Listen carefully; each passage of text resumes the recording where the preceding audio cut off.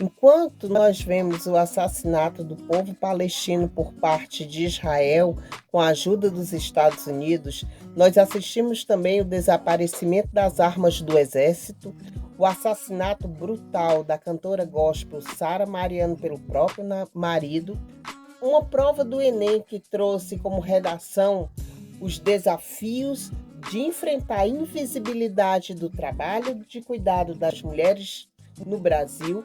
O IBGE anunciou que o nosso país tem se tornado um país mais velho e feminino. E você pode perguntar qual será a relação dessas coisas que listei no início da minha fala. É que esses dois adjetivos, velho e feminino, na nossa sociedade machista, misógina e etarista, colocam em cada uma de nós mulheres uma carga cada vez maior e mais tóxica. Pensar que a maioria da população brasileira é composta por mulheres, que tem uma baixa representação política. Apenas 2 estados do Brasil são governados por mulheres. São 613 prefeitas e em torno de 9.000 vereadoras. E na Suprema Corte, apenas uma mulher e branca. Na pirâmide social, onde a mulher preta está abaixo de todas as conquistas e locais de poder. Também são as mulheres negras as maiores vítimas de violência doméstica e feminicídio. Somos o 5º país do mundo que mais morrem mulheres de forma violenta. Esses dados faço questão de falar, mas hoje quero destacar o movimento feminista visto pelo aspecto religioso, mas não de lá para cá. Mas como podemos abordar questões reais? E como diz a escritora Bell Hooks, o título do seu livro Feminismo é para todo mundo, o feminismo não é um anti-homem, mas uma luta contra o patriarcado como única forma de estruturação do mundo em que nós vivemos, trabalhamos, criamos nossos filhos, nos divertimos e sim, vamos à igreja. Quando se fala sobre religiosidade do povo preto, pensamos apenas nas religiões de matriz africana. Mas esquecemos que há um crescimento exponencial das igrejas evangélicas nos últimos anos. E onde devemos também fazer esse recorte de gênero. Mostra que existe desde a Bíblia uma quantidade de mulheres que se formavam ao redor dos profetas, assim como também uma grande quantidade de mulheres ao redor de Jesus.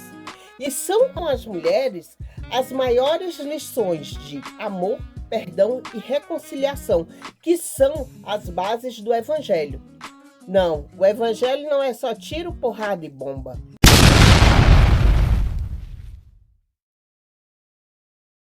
Podemos falar que hoje, em novembro de 2023, que a maioria das igrejas são formadas por mulheres pretas e pobres. E isso não é vitimismo, é dado de pesquisa, é científico, que tem sido demonizado lideranças religiosas como algo nocivo. Nada mais do que a formação de mulheres machistas, discurso do lugar da mulher. E qual será esse lugar da mulher? No mercado de trabalho com os menores salários, também somos nós, as mulheres, que mais desistimos da carreira profissional e muitas das vezes para cuidar dos filhos, pois o patriarcado destina única e exclusivamente o cuidado dos filhos à figura materna, romantizado por frases e conceitos que somente nós mulheres somos capazes e feitas para responsabilidade de criar os filhos. A pandemia de Covid trouxe os Brasis femininos à vista de todos. As inúmeras mulheres que se dedicaram somente a cuidar de outras pessoas. E não falo da cuidadora profissional, mas das inúmeras mulheres que cuidam dos familiares que envelheceram. E esse é outro recorte da desigualdade social brasileira. Enquanto os ricos podem pagar, os pobres ficam à mercê do aposento dos idosos. Em média, uma mulher trabalha entre 20 e 22 horas por semana com cuidados da vida doméstica, enquanto os homens são em torno de 10 horas por semana. Um Brasil mais velho e feminino, quem cuidará de nós, as mulheres pobres? A igreja evangélica tem sido um lugar de acolhimento a muitas dessas mulheres, mesmo com ensinamentos que eu particularmente condeno e não sigo à risca. A Igreja Evangélica Brasileira tem cumprido um papel importante na formação social brasileira, que é o acolhimento. Essa massa de mulheres mais velhas acredito que dará a leveza necessária para que o Evangelho de Cristo esteja mais voltado ao da Igreja dos Apóstolos do que os extremistas mercadores da fé, que temos visto empobrecendo e deturpando a beleza da palavra. Quem cuida de quem cuida será a tônica das igrejas, como foi o conselho de Paulo ao jovem pastor Timóteo. Depois da pandemia, há um aumento de casos de ansiedade e depressão e todas essas outras doenças. Temos o CAPES e o SUS, mas não apenas de comprimido e terapia se faz uma sociedade sadia. A depressão ainda é vista como frescura e falta de Deus. Existe uma enorme ignorância e preconceito com a dor da alma. Naturalizamos a sobrecarga das mulheres que cuidam dos filhos com ou sem deficiência, dos pais idosos e doentes. Nessa semana, uma escola do Ceará ganhou o prêmio de melhor escola do mundo por desenvolver um projeto voltado à saúde mental pós-pandemia de seus alunos.